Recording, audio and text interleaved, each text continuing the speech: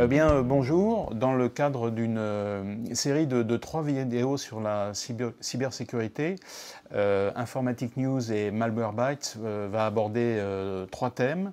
Donc le premier sera sur le ransomware, le deuxième sur ce qu'on appelle le malware publicitaire, ou en anglais je crois qu'on dit malware advertising, et puis le troisième en bon français c'est ExploitKit.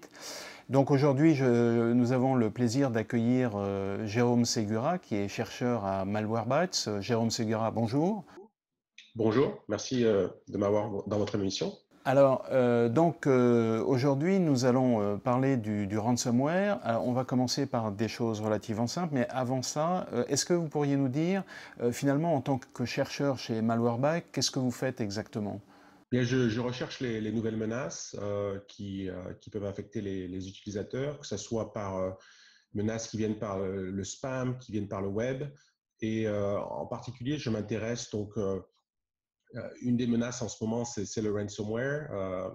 Il y en a d'autres aussi, comme vous avez mentionné, le malvertising, les publicités malicieuses, et aussi les exploit kits. Donc ça, c'est un peu mes spécialités en fait. D'accord. Alors, premier terme qu'on aborde aujourd'hui, en bon français, je ne sais pas s'il y a une traduction qui a été faite encore par l'Académie chez nous, le ransomware. Alors déjà, pour planter un peu le décor, est-ce que vous pourriez nous dire d'une manière relativement simple ce qu'on appelle le ransomware? Oui, le ransomware, donc en français de France, rançongiciel, contraction de rançon et logiciel. C'est un type de malware qui est assez particulier dans le sens qu'il chiffre les données des utilisateurs. Donc, contrairement à d'autres malwares, par exemple les virus qui, eux, infectent les fichiers, ou d'autres de trojans, par exemple, qui volent les mots de passe ou les données bancaires, le ransomware, lui, chiffre les fichiers, donc chiffre les documents, les photos, etc., et ce qui les rend inaccessibles. Et évidemment, ces fichiers sont très importants. Pour la plupart des gens, ça peut être des photos de famille, ou ça peut être, dans le cas d'entreprises, des contrats avec des clients, etc. Et ces données sont donc inaccessibles. Et la seule façon de pouvoir les recouvrir, c'est de payer une rançon et d'avoir en fait une clé pour décrypter ces fichiers et les remettre en clair. D'accord. Alors, est-ce qu'en général, je ne sais pas si vous avez une grande expérience, mais est-ce qu'en général, quand on paye la rançon, on peut être assuré que finalement, on va récupérer ces données? Est-ce que ça, c'est une certitude? Parce qu'il pourrait très bien s'avérer que on paye et puis la personne dise, bah non, finalement, c'est pas assez, j'aimerais bien en avoir un petit peu plus. Oui, bonne question. Ça pourrait effectivement être une arnaque, mais ce n'est pas le cas. Dans la plupart des cas, en fait, on s'est aperçu que les criminels tiennent parole. Et en fait, ça va dans leur avantage, parce que si certaines victimes se plaignaient qu'elles n'avaient pas reçu après paiement la clé pour décrypter, éventuellement, ça poserait problème. Les gens seraient méfiants, ne paieraient plus. Donc, c'est en fait dans l'intérêt des criminels d'offrir, même on voit d'ailleurs qu'ils offrent du support technique pour les gens qui auraient du mal à déchiffrer ou même payer la rançon. Donc, ils sont effectivement très attentifs à faire en sorte que, une fois que le paiement a été fait, que les données puissent être déchiffrées. Euh, Malgré tout, il faut quand même dire qu'il y a eu parfois, on a vu certains bugs, il y a eu des problèmes avec le ransomware lui-même, et dans certains cas, les données ont été perdues à jamais. Donc, ce n'est pas une certitude, mais encore une fois, c'est dans l'intérêt des criminels de tenir leur parole. Ouais, un intérêt bien compris finalement de leur part pour continuer leur activité. Est-ce que vous pourriez nous donner un ou deux exemples de ransomware qui a été médiatisé et qui font bien comprendre les problèmes que ça peut poser? Le ransomware peut en fait affecte un peu tout le monde, hein. Ça peut toucher les consommateurs, les entreprises, aussi d'autres organisations un peu plus grosses. Aux États-Unis, il y a eu des cas assez connus où des hôpitaux ont été attaqués par le ransomware. Et donc ces hôpitaux qui avaient tout un tas de données des patients, etc., n'ont pas pu utiliser leur ordinateur pour continuer en fait à offrir les soins de santé. Et il y a eu donc des cas où certains hôpitaux ont dû transférer ces patients à un autre hôpital et entre-temps essayer avec leur service informatique de gérer le problème. Et ils avaient dû, dans ce cas particulier, payer la rançon. Mais ça a quand même causé beaucoup de détriments. Dans ce cas-là, on se rend compte que le ransomware, c'est non plus, on va dire, juste une nuisance, mais ça peut, dans des cas extrêmes, ça peut coûter des vies quand ça s'attaque à des services qui sont essentiels. Donc on comprend effectivement la gravité du problème. Quel a été le montant de la rançon dans ce cas-là, vous le savez? En fait, la rançon peut varier. Hein. Ça peut varier par le nombre de postes qui sont infectés, sachant que le ransomware a une tendance à essayer de se propager. Donc, dans un réseau d'entreprises, il va essayer d'infecter un maximum de postes.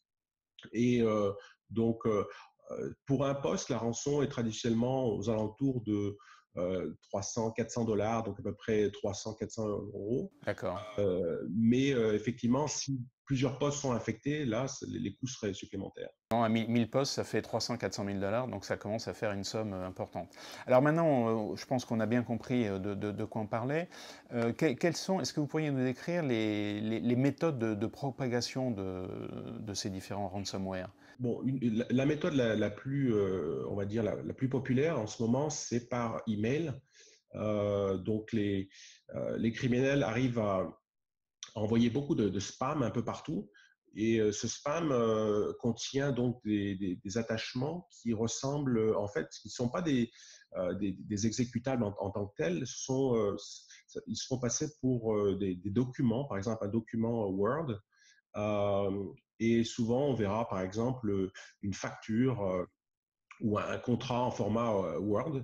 Par contre, ce qui est intéressant, c'est qu'ils utilisent une des fonctionnalités de Microsoft Word qui est les macros. Et donc, ils essayent de tromper en fait l'utilisateur en leur faisant cliquer sur un bouton euh, pour valider les macros. Et c'est à ce moment-là que ce document Word, qui à la rigueur serait inoffensif, euh, de, arrive à télécharger en fait le code malicieux et télécharge donc l'exécutable qui lui est le ransomware.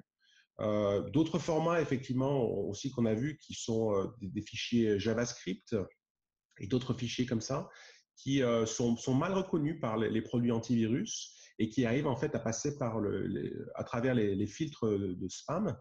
Et encore une fois, beaucoup d'utilisateurs se font duper en pensant qu'ils ouvrent un contrat ou une facture, mais ce n'est pas le cas. Donc ça, c'est un des moyens principaux de propagation. L'autre moyen qu'on voit, c'est aussi par des sites web, donc des sites qui se sont fait infecter et qui téléchargent du code malicieux. Donc quand l'utilisateur navigue sur un des sites, si par exemple il n'a pas mis à jour son ordinateur, n'a pas mis à jour le logiciel Flash ou bien Internet Explorer, à ce moment-là, il se fait attaquer automatiquement sans avoir à cliquer quoi que ce soit. Et le ransomware est téléchargé et s'installe sur la machine. D'accord. Ce sont vraiment les deux moyens principaux d'infection. Donc ça veut dire qu'en gros, c'est d'un côté la messagerie électronique et de l'autre le web. C'est les deux principales sources de ransomware. C'est clairement ça. Alors maintenant, bon, on voit bien ce que c'est, comment ça se propage, on a eu quelques exemples. Quels sont les moyens finalement de lutter contre ça, sachant que je dirais que pour un néophyte, l'idée la plus simple, ce serait de dire ne cliquez sur rien dont vous ne soyez sûr que vous connaissiez la personne qui envoie le document. Mais évidemment, il y a tout un tas de gens enfin, on reçoit tellement de mails qu'on est amené à avoir des nouveaux expéditeurs. Donc, ce n'est pas un moyen qui est très efficace. Donc, quels sont les moyens efficaces qui existent pour lutter contre ça? Il y a deux types de techniques. En fait, une des premières choses à faire, surtout au sein d'une entreprise, c'est de définir des règles très strictes au niveau des permissions de chaque utilisateur dans le réseau. Et aussi au niveau des documents qu'ils peuvent ouvrir et des fonctionnalités qui sont disponibles. Donc, par exemple, en ce moment, une des choses très importantes à faire, c'est de complètement fermer les macros, ne pas laisser le choix à l'utilisateur de pouvoir cliquer, les activer. Ça, c'est une première chose à faire. Donc, le responsable informatique dans n'importe quelle entreprise peut faire ça en ajustant les permissions. Une autre chose à faire, c'est aussi en fait d'entraîner et de parler aux gens qui travaillent, qui reçoivent des emails, que ce soit de la secrétaire jusqu'au PDG, en fait, tout le monde est concerné, et de leur parler de cette menace et aussi de faire des tests. Donc, des tests, on va dire, sans annoncer au préalable, envoyer un email particulier qui contient un attachement qui n'est pas malicieux, mais juste pour faire le test et voir combien de personnes vont cliquer dessus, combien de personnes vont l'ouvrir. Et en fonction de ça, après, avoir un retour avec chaque personne qui a cliqué, pourquoi ils ont cliqué, quels étaient les facteurs, et en fait, les éduquer. Et ce genre de test, si c'est fait de façon périodique, arrive quand même à contrer cette menace, en fait, en éduquant les gens, tout simplement. Bon, aussi, quelque chose que j'ai oublié de mentionner, c'est d'avoir des sauvegardes. En fait, ça, c'est très important. Ouais. Sauvegardes régulières et aussi sauvegardes qui ne sont pas connectées à l'ordinateur tout le temps, parce que le ransomware peut encrypter les sauvegardes dans un disque USB externe aussi. Ce qui veut dire que, effectivement, comme dans plein de domaines de la sécurité, la préparation des utilisateurs, enfin l'attitude et le comportement des utilisateurs est quelque chose de très important. Mais donc ça, c'est pas très nouveau. Donc en gros, ce que vous êtes en train de dire, c'est qu'il faut faire un peu comme des alertes incendie, c'est-à-dire que pour être bien sûr que tout le monde est prêt quand quelque chose arrive. Alors maintenant. Est-ce que, finalement, la question qu'on peut se poser, c'est pourquoi les antivirus traditionnels ne sont pas efficaces contre ces menaces? Eh bien, avec le ransomware, c'est quand même une menace qui est assez nouvelle. Hein. C'est dans ces 2-3 dernières années que ça devient un gros problème. Et les techniques que le ransomware utilise sont particulières. Comme je l'ai dit un peu plus tôt, par email, on se rend compte que ce n'est pas des fichiers exécutables traditionnels que les antivirus, par nature, sont parfaitement capables de détecter, mais plutôt des scripts ou des documents Word, ce qui sont un peu plus difficiles. Et en fait, le ransomware est téléchargé en plusieurs étapes. Donc, on se rend compte que pour détecter une attaque de ransomware, il faut vraiment comprendre le processus qui vient du document jusqu'au code qui est téléchargé et au ransomware qui s'installe sur la machine. Et c'est fait en telle sorte que, en fait, les criminels, avant de lancer une nouvelle version du ransomware, ils scannent ce ransomware avec les produits antivirus. Ils ont chez eux installé donc tous les logiciels que les gens utiliseraient et ils vont les scanner. Donc, ils scannent les exécutables et s'ils sont détectés, ils vont les changer juste un petit peu pour que la détection ne marche plus. Et une fois que c'est le cas, une fois qu'aucun antivirus ne détecte, cette fois-ci, ils vont lancer la campagne. Et on se rend compte que ces campagnes sont très courtes, hein, c'est des campagnes de quelques heures. Et un des problèmes, c'est que les antivirus traditionnels qui sont basés souvent sur des signatures, ces signatures nécessitent d'avoir vu le malware en action. Entre le temps où une compagnie a reçu le malware, a écrit une signature, entre-temps, les criminels ont déjà lancé une autre campagne avec d'autres variantes. Donc, en fait, on se rend compte que les compagnies d'antivirus classiques sont un peu dépassées par justement le fait que ces campagnes sont de courte durée et changent très rapidement. Très bien. Alors finalement, pour conclure ce point assez complet sur le ransomware, vous, à Malwarebytes, quelle méthode de protection vous proposez? Et est-ce que c'est une méthode finalement est-ce que c'est un outil qui est complémentaire à un existant, et est-ce que c'est une solution qui remplace ce qu'on a déjà sur son poste de travail? Oui, ça peut être complémentaire dans le sens où on a toujours été très fort sur en fait avoir différentes couches de protection. Ça, c'est un concept qui est très, très important. Ne pas se baser uniquement sur un seul logiciel ou une seule technique de défense. Plus on a de parades différentes, plus ce sera difficile au malware de pénétrer l'entreprise. Donc ça, on peut parler par exemple de firewall, d'antivirus classique, d'anti-malware, tout ça. Donc à Malwarebytes, ça a toujours été notre approche, avoir plusieurs couches de défense. Maintenant, Donc, on a toujours notre anti-malware classique qu'on a complémenté ces dernières années avec un anti-exploit. Mais en particulier, le point intéressant ici, c'est l'anti-ransomware. Et donc, on a développé, justement, à cause de cette menace et aussi dû au fait qu'on s'est rendu compte que les solutions existantes n'étaient pas adéquates, on a développé ce logiciel anti-ransomware spécifiquement pour faire face à cette menace. Et cette fois-ci, on l'a développé d'une façon différente. On n'a pas écrit des signatures classiques qui nous forcent à le mettre à jour constamment. Plutôt, on a regardé comment le ransomware fonctionne, comment il arrive à infecter un système.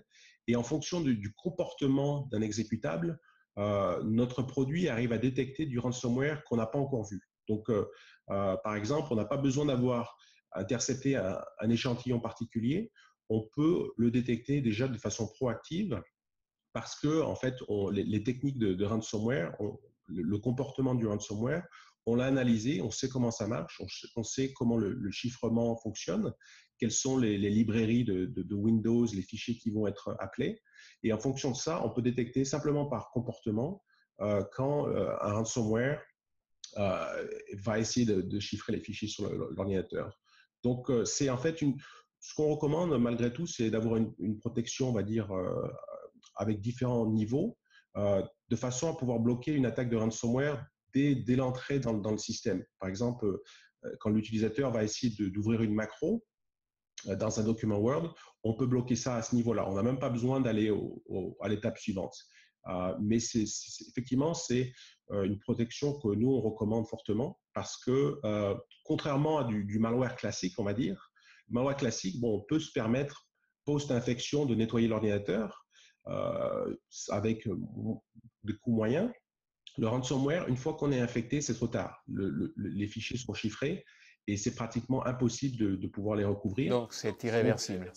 C'est irréversible.